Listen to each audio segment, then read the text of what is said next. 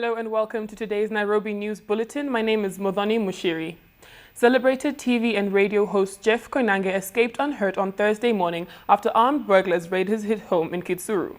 The burglars, who struck around 2 a.m., are believed to have used a small gate that leads to a stream that flows to the front of his property. Once inside, they beat up the watchman, tied him up, and proceeded to break into the house. They took away computers and DVDs.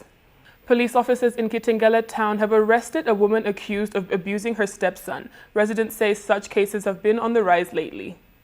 This 5-year-old boy has been reportedly undergoing torture for months now. The scars all over his body allegedly inflicted on him using sharp objects. The boy's biological mother is alleged to have separated from the father, who is said to have remarried. The woman he married after leaving the boy's mother is the one accused of the abuse. Furious neighbors said the young boy is often beaten for petty reasons. Kila saa ni kupiga huyu mtoto na kugongesha kwa ukuta na kusumbua mtoto saa yote, na ni mtoto mdogo. Hatua ichukuliwe dhidi ya huyo mama, sababu sisi ni wazazi na hatutaki huyo mtoto wachapwe tena. Sisi tulikuwa tunafikiri mtoto ni wake. Tumekuja tukauliza, kumbe tukapata yeye ni mama wa kambo, si mama wa kuzaa mtoto.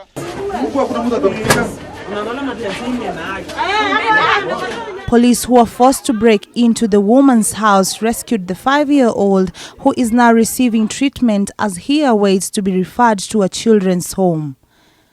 MPs have defied both President Uhuru Kenyatta and opposition leader Raila Odinga and failed to pass the 2/3 gender bill. The bill was out for a second reading in Parliament on Wednesday but failed to garner the necessary support to sail through.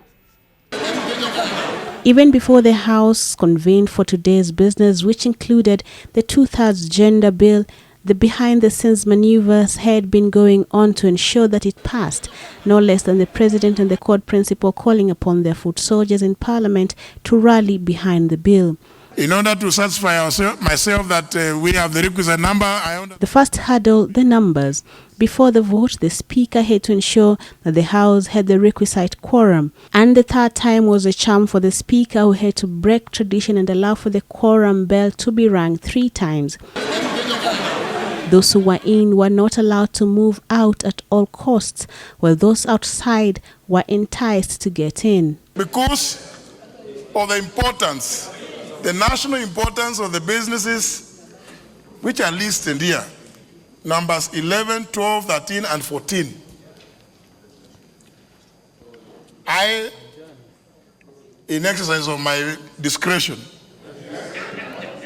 order that the doors be open for another 10 minutes, and those of you honourable members who have the responsibility of whipping, make sure that you whip as many members as possible. The Honourable Kato, Honourable Wamanwa. And when the Speaker was sure that the numbers were sufficient, he proceeded to put the bill to the vote. But unlike the previous bill that shields parliamentary proceedings from judiciary interference that garnered over 2/3 votes, the gender bill failed to garner even 200 votes. It's clear among the members there are members who have neither voted either way or the other and have not registered their abstentions. On behalf of the people of Kenya and on behalf of the women of Kenya, including my mom, who is 89 years, and my great wife, and my sisters, and my constituents, I urge you to consider and rule in favor of Standing Order 62-2. To me, it is a pity that such an important task given to us as a house by the people of Kenya to execute on their behalf, that we have failed miserably. From the look of the vote that we've just cast, there are some members who did not vote at all. What does that mean? When members do not say yes, they don't say no, they don't abstain. What does that mean, Mr. Speaker? Just your direction is important. Your own Standing Order number 76 says, gross disorder. For you to be present, fail to vote one way or other, or to register an abstention. Be bold enough to express yourself one way or other. The 2/3 gender bill seeks to ensure that the composition of the House after the next general election is made up of 2/3 of either gender. This will be achieved by nominating members to make up for the shortfall if either gender fails to make up the numbers at the ballot. MPs who spoke on condition of anonymity say a text message sent to some of them, threatening them if they didn't vote to pass the bill, contributed to a late change of heart. That notwithstanding, the bill has one more fighting chance. A decomposing body of a Kenyan woman was found at her home in Austell, Georgia on Friday after she failed to report to work for 3 days. Her absence from the workplace had prompted her colleagues to raise the alarm.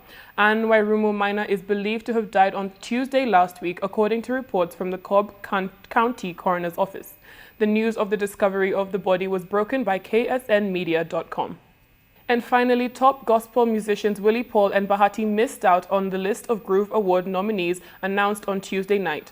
Organizers of the awards in a statement said they had only nominated gospel artists, and I quote, who have been living the Christian way, end of quote. Last year, Bahati bagged 4 awards, 3 of which were for his hit song Barua. Willie Paul walked away empty-handed after being outshone by Bahati. And that's it for us for today. For these and more stories, be sure to log on to www.nairobinews.co.ke. I'm Modoni Mushiri. Goodbye.